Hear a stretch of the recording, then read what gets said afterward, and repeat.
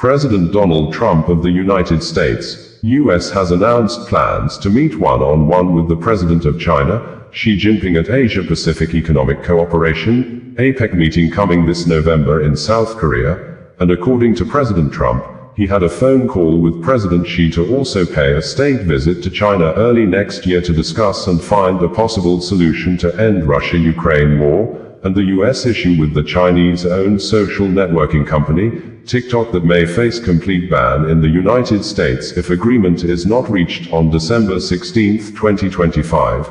That aside, the United States government is currently being considered as a pseudo-practitioner of free trade and free speech, and freedom of association. Some observers accused U.S. government of monopoly in the technology industry, that it wants to remain superior in the social networking business. Hence the U.S. government is demanding to own and control TikTok, trying to use all manners of manipulative and deceptive ways to force ByteDance to sell TikTok to Oracle and Silver Lake, among others, because of China government alleged control of TikTok algorithm and also allegedly having access to the data of US users. Interesting as it may be, in the aspect of trying to apparently abuse freedom of association, United States government under President Donald Trump has revoked and denied visa to Palestinian President Mahmoud Abbas and 80 other Palestinian authorities in order for them probably not being able to attend the United Nations General Assembly meeting to speak out their minds against Israel war in Gaza and other Palestinian territory. But other world leaders on Friday, in a vote of 145 against 5, permitted the Palestinian President Mahmoud Abbas to address the World Assembly via video call next week. China, as one of the biggest economies in the world, has been on loggerhead with its major trade rival, the United States, since 2018 during the first tenure of President Donald Trump, and its loggerhead with US has probably made China to maintain a strategic, pro-Russian position on the war in Ukraine, publicly claiming neutrality while allegedly providing essential economic and diplomatic support to Moscow. Reports indicated that Chinese officials privately admit that a Russian defeat would not serve Beijing's interests, which center on its geopolitical rivalry with the United States. Also, China's state-controlled media, Xinhua News Agency, People's Daily, China Central Television, which include China Global Television, China National Radio CNR and China Radio International CRI, some of them always using the prominent social networking platform in China, the Weibo social media, are frequently and apparently always amplifying Russian talking points, such as blaming and accusing the North Atlantic Treaty Organization, NATO, of expansionist agenda and the US for allegedly creating the conflict between Russia and Ukraine. On TikTok, as of September 2025, TikTok continues to operate in the US while its owner, ByteDance, negotiates a deal with American buyers to avoid a ban. The social networking app, which has since become one of the most used social media platforms in the world due to its favorable algorithm that challenged older existing social media platforms for low distribution of users' contents, was temporarily inaccessible in January 2025 following a Supreme Court ruling, but was restored after President Donald Trump delayed the ban. A key deadline is set for December 16, 2025, for a sale to be finalized. According to a close watcher, TikTok's US operations be severed from Chinese ownership. The per curiam opinion positioned the case as one of new technologies with transformative capabilities. In truth, the case, and the law it was ruling on, represents more than that. Regardless of how the implementation unfolds, the legal ban on Chinese ownership of social media apps operating in the United States is an inflection point in the US-China tech rivalry, with implications that extend beyond national security, data privacy, and the First Amendment. It signals a broader US strategy to counter China's technological influence across industries like semiconductors, artificial intelligence, AI, electric vehicles, and 5G. We learned that a framework deal has been reached that would give American investors control of 80% of TikTok, with Chinese firms retaining 20% ownership. Proposed buyers include Oracle, which already hosts TikTok's US data, and private equity firms like Silver Lake. It would be recalled that in April 2024, the US Congress passed a bipartisan law signed by then-President Joe Biden, that requires Chinese parent company ByteDance to divest TikTok's US operations or face a nationwide ban. The law was prompted by national security concerns over potential Chinese government access to American users' data and its ability to influence the platform's algorithm.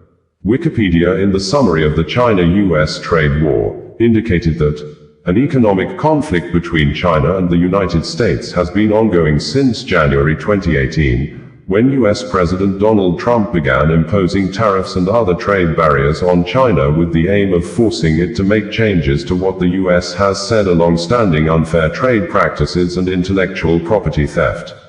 The first Trump administration stated that these practices may contribute to the US-China trade deficit, and that the Chinese government requires the transfer of American technology to China. In response to the trade measures, CCP General Secretary Xi Jinping's administration accused the Trump administration of engaging in nationalist protectionism and took retaliatory action. Following the trade war's escalation through 2019, the two sides reached a tense Phase 1 agreement in January 2020. However, a temporary collapse in goods trade around the globe during the COVID-19 pandemic, together with a short recession, diminished the chance of meeting the target. China failed to buy the $200 billion worth of additional imports specified as part of it. By the end of Trump's first presidency, the trade war was widely characterized by American media outlets as a failure for the United States. The Biden administration kept the tariffs in place and added additional levies on Chinese goods such as electric vehicles and solar panels. In 2024, the Trump presidential campaign proposed a 60% tariff on Chinese goods. 2025 marked a significant escalation of the conflict under the second Trump administration. A series of increasing tariffs led to the US imposing a 145% tariff on Chinese goods, and China imposing a 125% tariff on American goods in response. These measures are forecast to cause a 0.2% loss of global merchandise trade. Despite this, both countries have excluded certain items from their tariff lists and continue to try and find a resolution to the trade war. In a statement through his Truth social media network on Friday, President Trump said in quotes that, "I just completed a very productive call with President Xi of China. We made progress on many very important issues including trade, fentanyl, the need to bring the war between Russia and Ukraine to an end, and the approval of the TikTok deal. I also agreed with President Xi that we would meet at the APEC summit in South Korea, that I would go to China in the early part of next year, and that President Xi would, likewise, come to the United States at an appropriate time. The call was a very good one. We will be speaking again by phone. Appreciate the TikTok approval, and both look forward to meeting at APEC." On US visa denial to Palestine President Mahmoud Abbas, it would be recalled that Mahmoud Abbas became the president of Palestine in 2005, and barely 2 years into his administration, the Hamas started governing the Gaza Strip after the Hamas took over the Palestinian Gaza Strip territory from the rival Fatah-ruled Palestinian Authority, PA, on the 14th of June 2007, until the current Israel war in Gaza that started since October 2023, during which Hamas appeared to have lost control of most of the territory. The administration of United States President Donald Trump announced in August 2025 it was denying and revoking visas for members of the Palestine Liberation Organization, PLO, and the Palestinian Authority, PA, before the United Nations General Assembly, UNGA, in September. The announcement was made in a statement released by the U.S. Department of State. According to the statement, the Trump administration has been clear. It is in our national security interests to hold the PLO and PA accountable for not complying with their commitments, and for undermining the prospects for peace. The Palestinian government responded, and the Abbas's office called the visa decision astonishing, and a violation of the 1947 UN Headquarters Agreement, which requires the US to allow access for foreign diplomats. Reuters International News Agency on Friday reported that the United Nations General Assembly voted on Friday to allow Palestinian President Mahmoud Abbas to address the annual gathering of world leaders next week via video after the United States said it would not give him a visa to travel to New York. The resolution received 145 votes in favor and 5 votes against, while 6 countries abstained. It also allows Abbas and any other high-level Palestinian officials to take part in UN meetings or conferences via video over the next year if they are prevented from traveling to the United States. The US said last month that Abbas and about 80 other Palestinians would be affected by its decision to deny and revoke visas from members of the umbrella Palestine Liberation Organization and the West Bank-based Palestinian Authority. U.S. opposition to this resolution should come as no surprise, U.S. diplomat Jonathan Schreier said before the vote. The Trump administration has been clear: we must hold the PLO and Palestinian Authority accountable for not complying with their commitments under the Oslo Accords, some of them very basic, and for undermining the prospects for peace. Under a 1947 UN headquarters agreement, the U.S. is generally required to allow access for foreign diplomats to the UN in New York. However, Washington has said it can deny visas for security, extremism and foreign policy reasons. Abbas will also be allowed to appear via video at a summit, opens new tab at the United Nations on Monday, convened by France and Saudi Arabia, that seeks to rally support for a two-state solution. Several countries are expected to formally recognize a Palestinian state at the meeting. The 193-member General Assembly agreed on Friday, by consensus, without a vote, that Saudi Crown Prince Mohammed bin Salman, the kingdom's de facto ruler, could appear via video at Monday's meeting.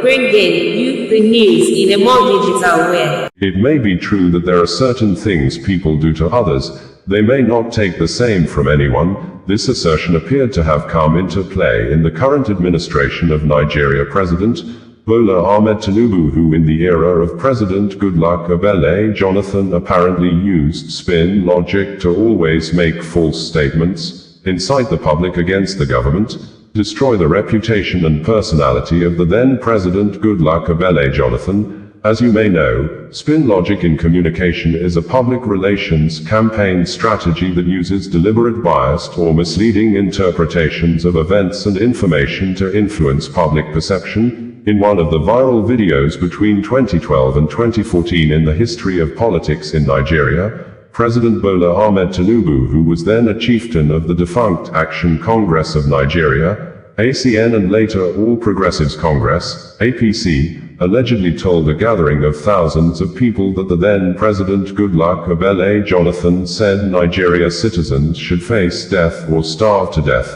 directly or indirectly saying that the then President Jonathan did not care about the well-being of his people.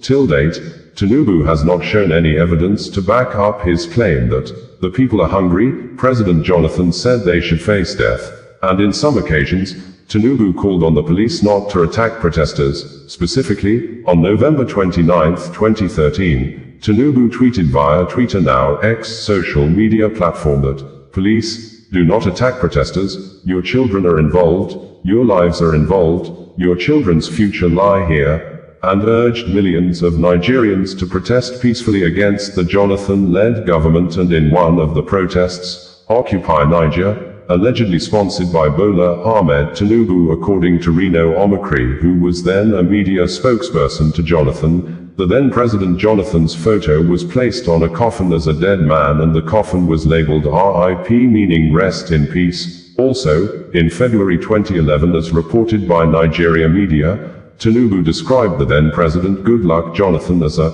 drunkard sinking fisherman, a word that appears to falsely describe the then President Jonathan as a man that always take too much of alcohol to the extent of losing control of his behavior. But, under the same Tinubu, who is now the President of Nigeria, the State Security Service, SSS, also known as the Department of State Service, DSS, has filed a court case against Facebook and X social media companies over a post published separately on August 25 and 26, 2025 by a well-known human rights activist and anti-government critic, Omiyele Sowore, and his online media, Sowore reporters, and in the 5-count charges, the DSS accused Omiyele Sowore of making defamatory or false statements against the person of President Bola Ahmed Tinubu for describing the president as a criminal after the president allegedly said there is no more corruption in Nigeria.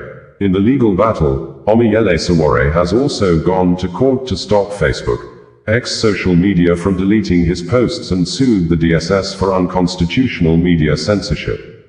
The DSS in the suit marked FHC ABJ CR 484 2025 also joined Meta, the parent company of Facebook and X Corporation, as defendants at the Federal High Court in Abuja.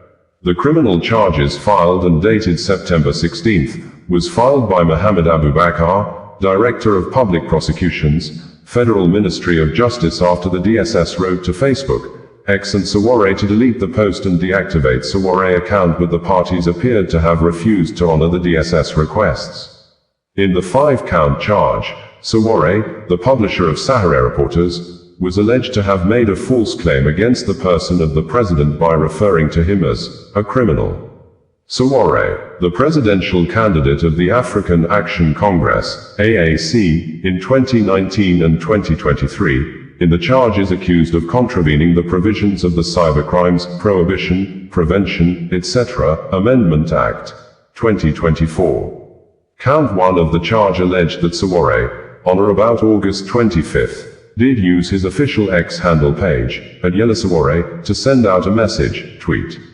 The message is said to be, "This criminal at official PBAT actually went to Brazil to state that there is no more corruption under his regime in Nigeria. What audacity to lie shamelessly." The message, which he knew to be false, was posted for the purpose of causing a breakdown of law and order in the country, especially among individuals who hold divergent views on the personality of the President and Commander-in-Chief of the Armed Forces of the Federal Republic of Nigeria, Bola Ahmed Tinubu, GCFR. The offense is said to be contrary to Section 24(1)(b) of the Cybercrimes, Prohibition, Prevention, etc. Amendment Act, 2024, among other counts. Meanwhile, Omiyele Sowore also filed a lawsuit against the DSS and owners of Meta and X Corporation not to delete his posts, saying, "The issue is about principles, not personality." Sowore originating summon reads, "On behalf of our client, Omiyele Sowore, we have filed 2 fundamental rights actions at the Federal High Court, Abuja, against the State Security Service, SSS, Meta, owners of Facebook, and X Corporation, formerly Twitter. These suits were filed to challenge the unconstitutional censorship initiated by the DSS, SSS against Sowore's accounts maintained with Meta and X. The lawsuit states categorically that this is about the survival of free speech in Nigeria.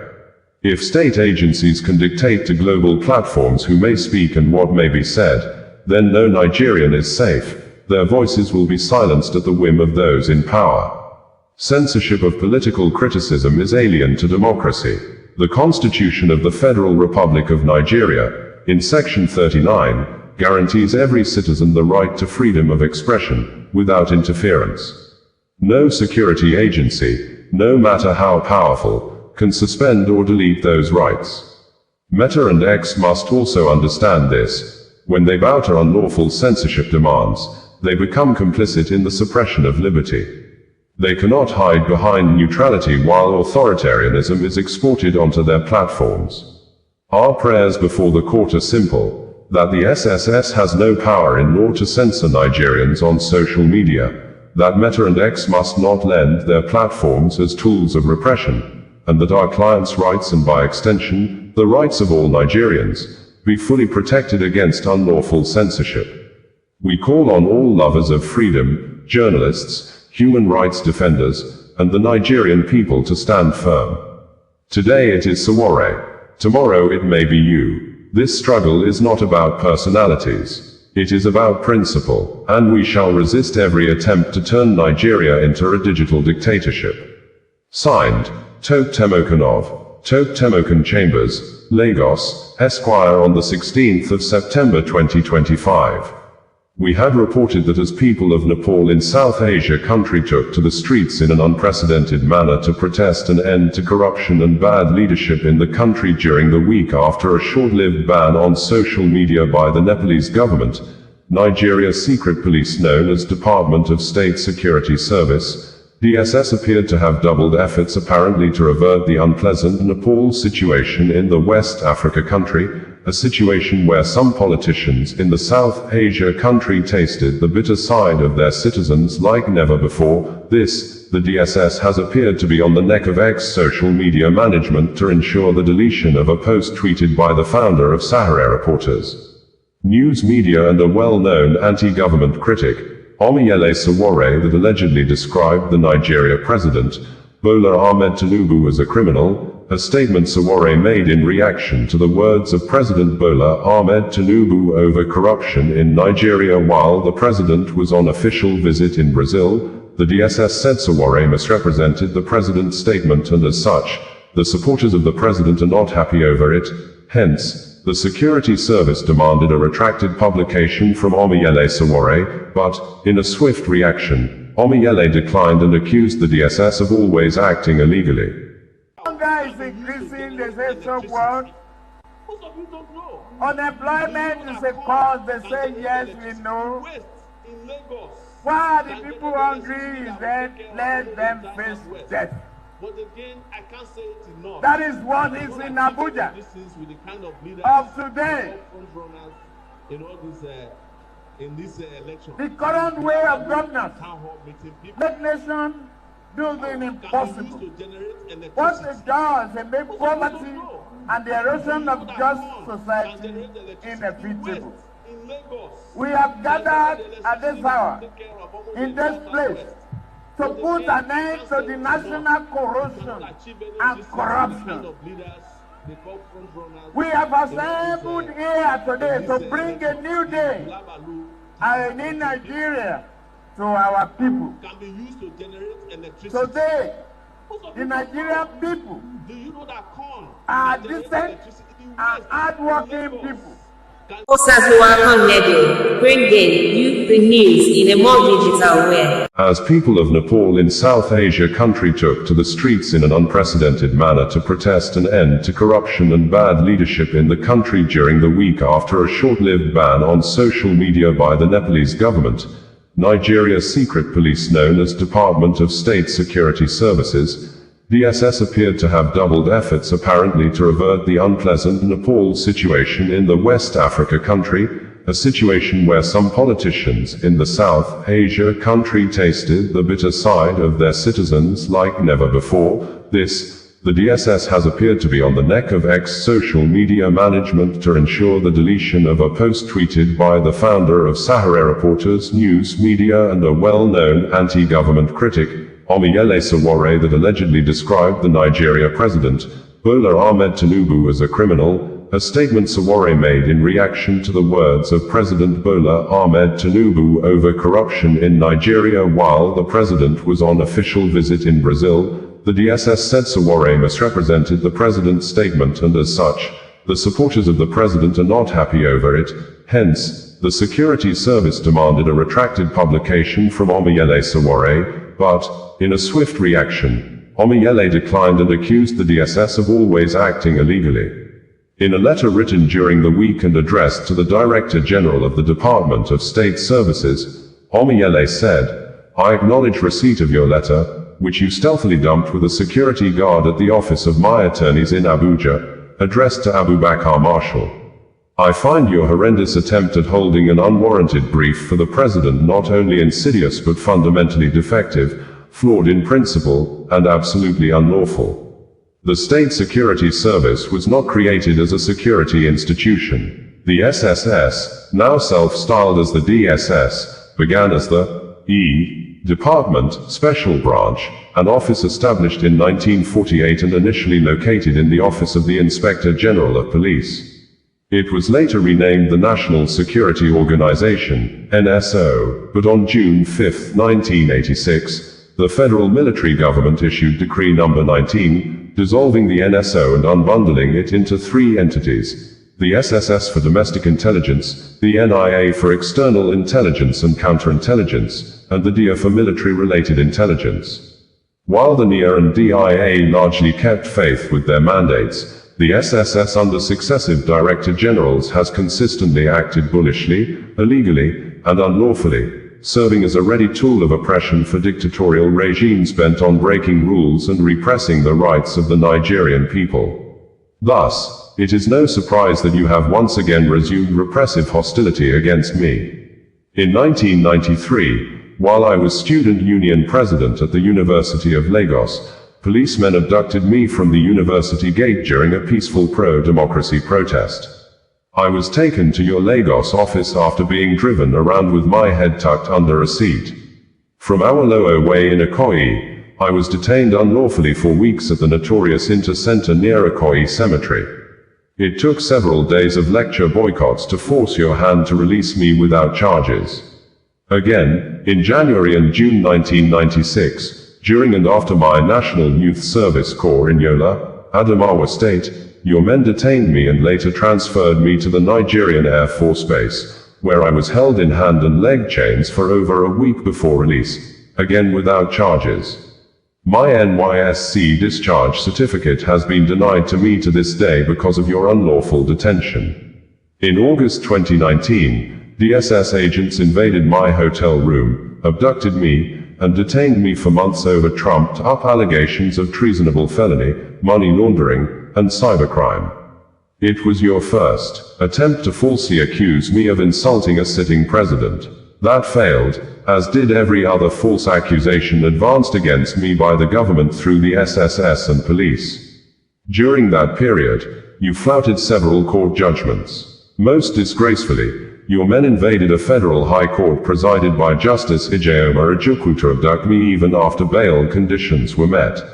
To this day, you continue to refuse to obey two court judgments ordering the return of my confiscated properties, including several mobile phones and payment of damages.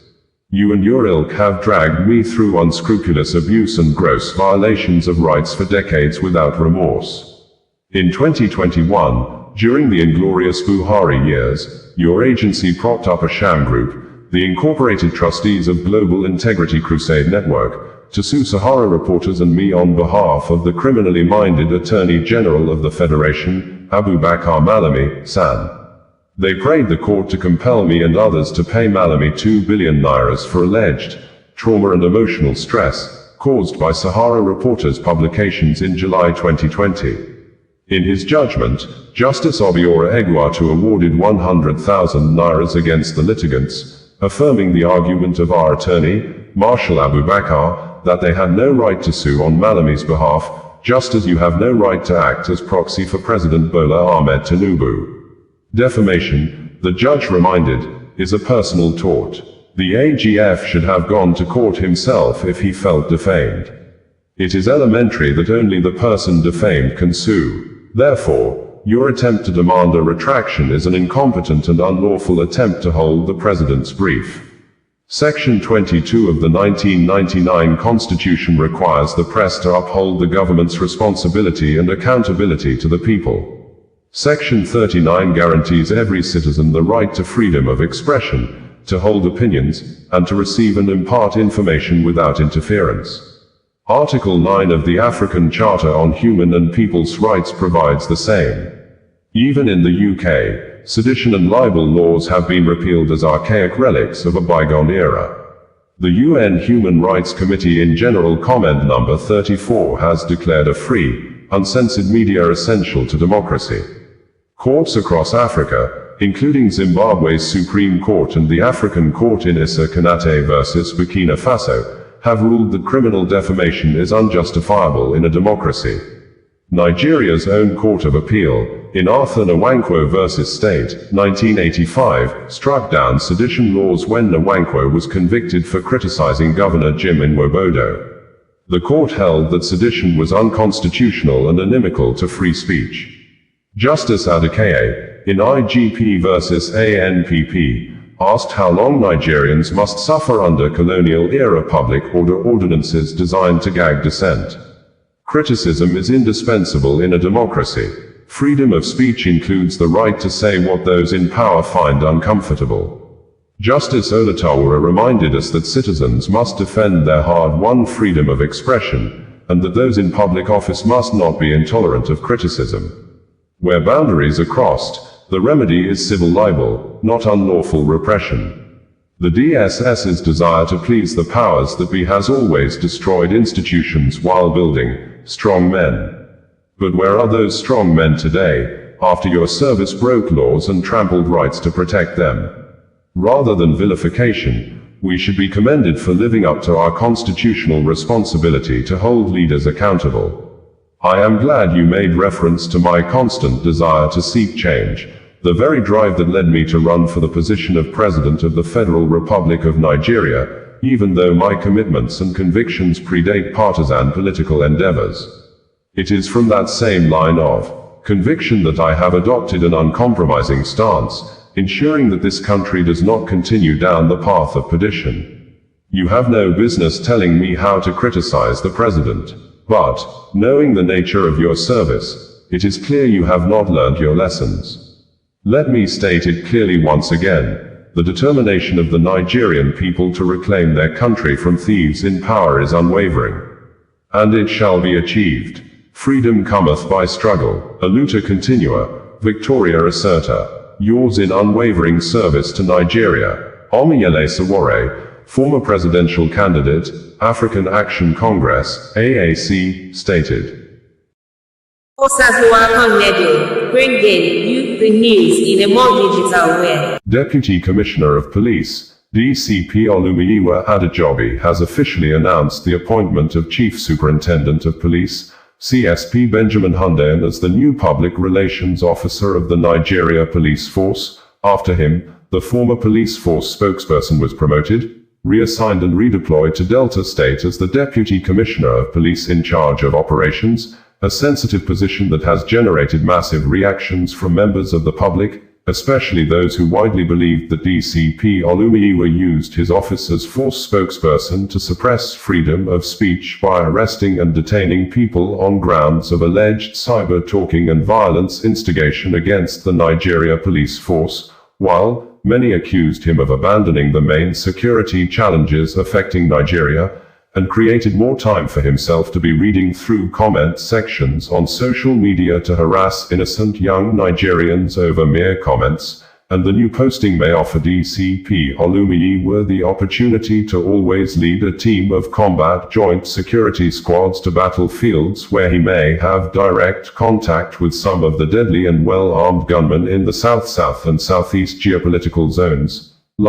He's expected to lead offensive and defensive operations against militants and armed robbers who have killed several policemen, sometimes in mass numbers in recent years in the oil-rich Delta State, where his new job function required him as the police field combat commander of the state to develop combat strategies to address cases of oil bunkering, kidnapping and more strategies to confront and push back Biafra secessionist armed groups widely believed have good positions and camps in Delta State. In a statement issued a few minutes ago, DCP Olumuyiwa said, the Inspector General of Police, IGP Kayode Adeolu Egbetoken, has approved the appointment of CSP Benjamin Hundeyin as the new Force Public Relations Officer, FPRO. CSP Hundeyin holds a BA, Hons, in English Language from Lagos State University and an MSc in Legal Criminology and Security Psychology from the University of Ibadan. He also obtained a certificate in Civil Military Coordination from the Martin Luther Agwai International Leadership and Peacekeeping Training Center, Jaji, Kaduna State. He is an associate of the Nigerian Institute of Public Relations, NIPR, a member of the International Public Relations Association, IPRA, and an associate of the Chartered Institute of Personnel Management of Nigeria, CIPM. A seasoned communicator, CSP Hundeyin previously served as the Police Public Relations Officer at Zone 2 Command Headquarters, Anikan, Lagos, was part of the Nigerian contingent to the United Nations peacekeeping mission in Darfur, Sudan, UNAMID, in 2020, and served as the administration officer at the Force Public Relations Department, Force Headquarters, Abuja. Until his present appointment, he was the Police Public Relations Officer for the Lagos State Police Command. The Inspector General of Police has charged him to leverage on his communications and security experience to bolster the force public relations activities and ensure continuous positive relations with the public. He can be reached on 07062606717 or benjamin@hundeyin.com.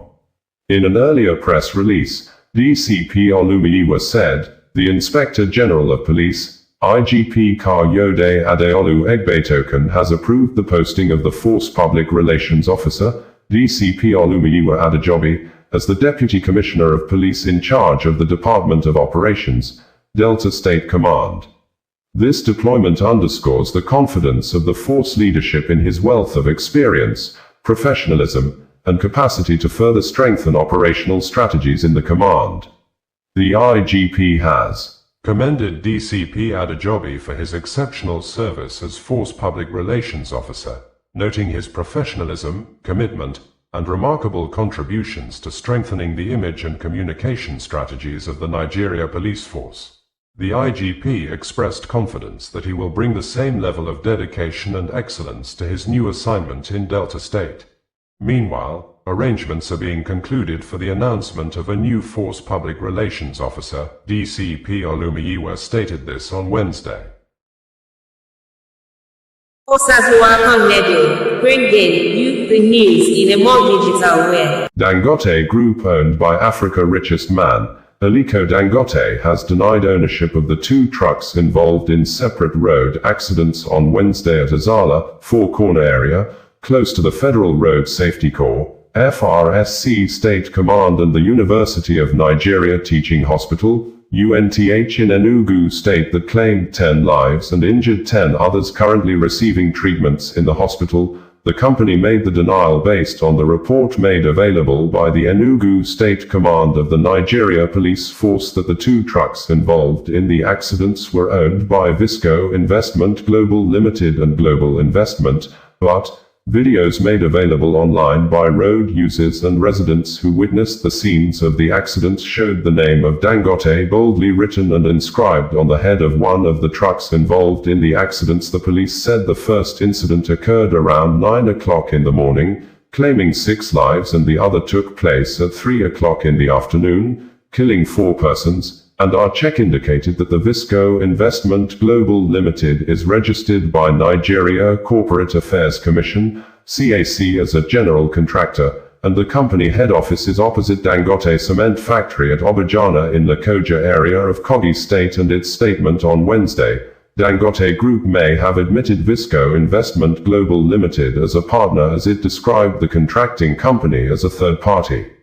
The Enugu State Police Command in a press release on Wednesday said the command regrets to inform the public of 2 separate but tragic fatal road accidents that occurred today, the 3rd of September 2025, along the Azala, Four Corner axis of the dual carriage Enugu-Port Harcourt Expressway.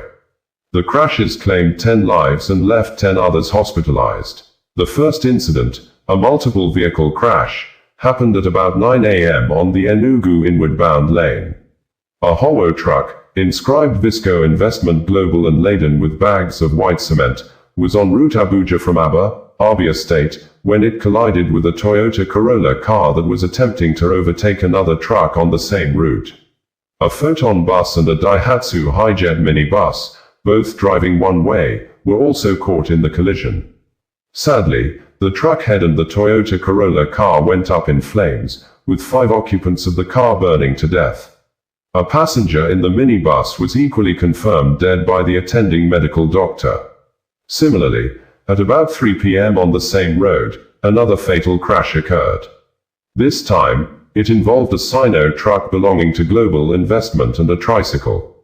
The truck, laden with cement and driving one way from Gariki Enugu to Nenwe in Ananri local government area, on the same Enugu inward bound lane, rammed into the tricycle, leading to the death of its 4 occupants. They were rushed to the hospital but later confirmed dead. 10 other persons, injured in the separate crashes, are currently receiving medical attention. The Commissioner of Police, Enugu State Command, CP Maman Bitrus Giwa, while mourning the tragic loss of lives and commiserating with the families of the deceased, has directed the State Motor Traffic Department to carry out a diligent investigation into the circumstances surrounding the accidents. The CP describes the crashes as avoidable and strongly cautioned drivers to exercise utmost care, especially during these ember months, when road traffic usually increases and accidents are more frequent. He reminded motorists that no journey is worth the loss of lives, urging them to shun recklessness, obey traffic rules, and prioritize safety over speed to prevent further tragedies, SP Denal Ndukwe, the police public relations officer, Enugu State Command stated. In a statement signed by its management on Wednesday, Dangote Group said the vehicle with Dangote inscription was operated by a third party. We are engaging with the appropriate agencies to find out why the truck was carrying our logo when it is not part of our fleet. Going forward, we will apply more scrutiny to the unauthorized use of our brand identity, especially the misuse of our logo on vehicles not linked to the group. Ordinarily, it is our policy not to comment on individual cases, but the spread of misinformation linking these incidents to the Dangote Group without evidence has compelled us to respond. We call on the public and the media to avoid spreading unverified claims, the statement partly read. We are committed to cooperating fully with the relevant authorities and insist that investigations should be allowed to run the course without interference. We strongly reject attempts to exploit tragedies like this for malicious or financial gain, the Dangote Group stated, and the company maintained that it remains committed to the highest standards of corporate responsibility, safety, and integrity. We had reported that a well-known human rights activist and a humanitarian, Martins Vincentots aka Veridakman, has apparently threatened the media, especially those he referred to as bloggers, not to use his video contents on their page, and if they do, he would report the video to the management of social media platforms like YouTube, Facebook, TikTok, among other online platforms. The video or videos were published and ensured the video or videos are brought down or removed. He stated this on Tuesday noon in a 9 minutes video wherein he accused the media, especially those he referred to as bloggers, of not joining hands with him and others to launch massive campaign and awareness when Ruth Ottobo was alive, the sister of the Big Brother Nigeria Season 7 winner, Ijoma Ottobo aka Fina, who allegedly needed more attention and care from Dangote Group of company owned by Africa's richest man, Aliko Dangote, whose truck hit Ruth Ottobo a few days after the accident. Victim, Ruth Ottobo, rounded off her examinations as a final year student of Federal Polytechnic in Auchi, but, according to Veridakman, soon after the death of the accident victim was announced on Sunday, bloggers started publishing the news stories massively. Continuing, Veridakman accused Fina of being a greedy person, saying, Fina wrote a demand list of 1 billion naira to Dangote even when she has not visited her sister in the hospital to know the true picture of her condition. In a swift reaction, a well-known sex educator who uses raw words to pass across her teachings, Iziagbe Ogbede aka Ekia Queen, condemned the act of Veridakman, saying it was the alleged greed of Fina that killed her sister, with Ekia Queen accusing Veridakman of being a liar who is trying to cause more pains to the bereaved Fina even when he knows her sister just died less than 48 hours ago. We had reported that the management of Dangote Group says they are saddened over the death of Ruth Ottobo, the sister of Big Brother Niger Season 7 winner, Ijoma Ottobo aka Fina, saying they had concluded all arrangements and made all necessary efforts to fly the accident victim abroad for the continuation of her medical treatment, but the company was waiting for her doctors to certify her fit for air travel. The company owned by Aliko Dangote, the Africa's richest man according to Forbes, made the statement in a press release issued few minutes ago after the death of the new graduate from Federal Polytechnic in Auchi was announced by her family through their lawyer, Barrister Justice Shegun Ojino of Echo Solicitors and Advocates, saying, the graduate who was knocked down alongside her motorcycle rider by a truck owned by Dangote Group in Auchi community earlier this month, passed on exactly 6:30 hours on Sunday. Bringing you the news in a more digital way. Nigeria President Bola Ahmed Tinubu has said that the West Africa country has no fear over whatever the President of the United States, Donald Trump, is doing, although the Nigeria president did not give details what the US president is doing that the nation has no fear of, but President Tinubu, at a meeting with political leaders at the State House in Abuja on Tuesday, said that the country has met its revenue target for 2025 from non-oil revenue sources, saying, if Nigeria as of August has already met revenue target from non-oil products, the country has no fear of whatever the President of the United States, US, is doing, adding that the economy of the country is now stabilized, saying, the Naira currency is now performing well in the foreign exchange market, with a claim he met dollar exchange rate at 1,900 Nairas per $1 on May 29, 2023 when he took over as the president of the West Africa country, praising himself that he has worked hard to reduce the foreign exchange rate from 1,900 Nairas to 1,450 Nairas per $1, a claim we fact-checked to be very incorrect.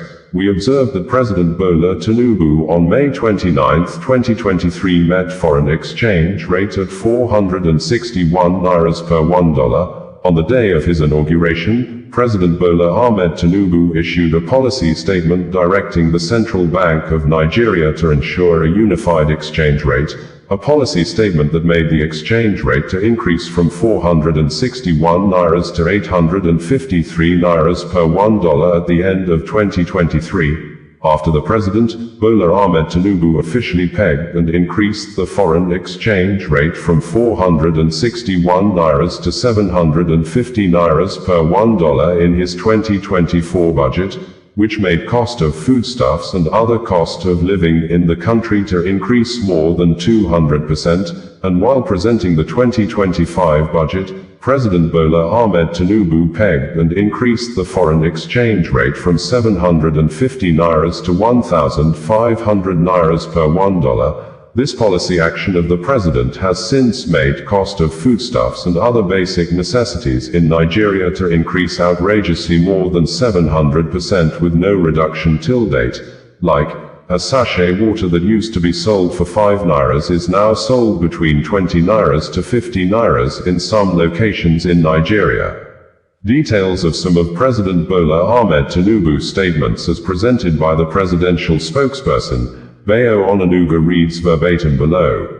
President Bola Ahmed Tinubu said on Tuesday in Abuja that the revenue target for 2025 was achieved in August, following economic reforms focused on stimulating the non-oil sector. He said that the bulk of the revenue came from the non-oil sector.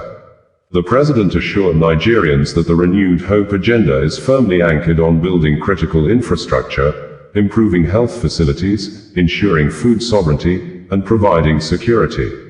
He spoke at a meeting at the presidential villa with the founding members of the defunct Congress for Progressive Change and the Buhari organization, led by the former governor of Nasarawa State, Umaru Tanko al-Makura. President Tinubu said that the economy was heading in the right direction. The economy is now stabilized. Nobody is trading pieces of paper for foreign exchange, forex, anymore. The economy is now predictable. You do not need to know the CBN governor, Yemi Cardoso, to obtain foreign exchange or import goods. What we need now is building the ship and the vessels for the export of our goods and creating more jobs for our people, the president noted. He said the federal government will establish agricultural mechanization centers in all regions of the country to build capacity, expand cultivation and harvest, and guarantee food sovereignty.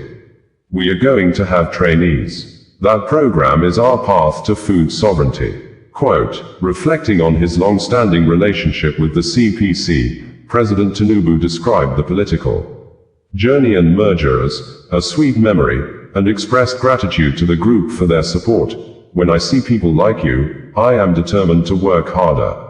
President Tinubu assured the delegation that the legacies of former President Muhammadu Buhari would be sustained and immortalized with a Buhari House, adding that more members of the old CPC would be given opportunities to participate in the government. Thank you for your patience until now. But first of all, we must cure the economy and bring hope to the people, which is what we stand for. Thank you for believing in me, he said. The Speaker of the House of Representatives, Right Honorable Tajuddin Abbas, thanked President Tinubu for his statesmanship and magnanimity towards the people and government of Katsina State. Abbas thanked the President for his vision and broad-mindedness in accommodating all political stakeholders. The leader of the delegation and former governor of Nasarawa State, Al-Makura, said members of the former Congress for Progressive Change are committed to the success of the APC government. Al-Makura thanked the President for his extensive participation in the final rites for President Buhari. You not only buried President Buhari but also honored him and ensured a befitting state burial with full military honors. Above all, your presence throughout the ceremony was comforting as it was reassuring, Al-Makura stated. He assured President Tinubu of the group's loyalty and support. This is to assure you that we believe in your administration, and that will be our focus and commitment to ensure the success of our party and your ultimate victory in the 2027 elections, Al-Makura stated. The economy is stabilized. Nobody is trading piece of paper for exchange rate anymore.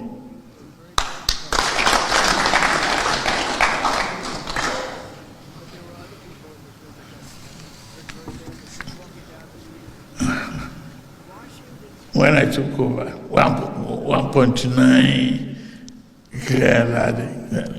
is 1.35, 1.45 now. It's been stabilizing there. People can predict. You don't have to know a Cardozo before you get your foreign exchange, you get your imports.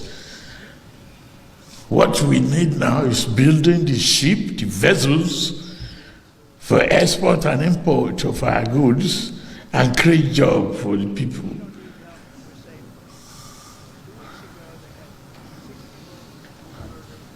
There's a guarantee there. I know many of you had to suffer the initial abuse and the fear. Where are we going? We know the direction that we should go. We are going up. No, those who may not know will not know. Today I'm standing before you, I can brag that Nigeria is not borrowing, it's dying from local bank. The revenue, we have met our target of revenue for the whole year. We met it in August. I've reviewed this morning.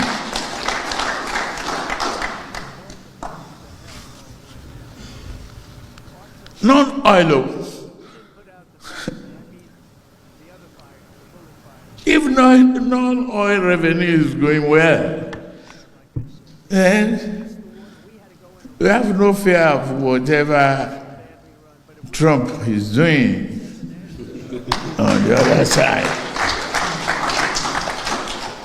And I've just signed off on a huge mechanization,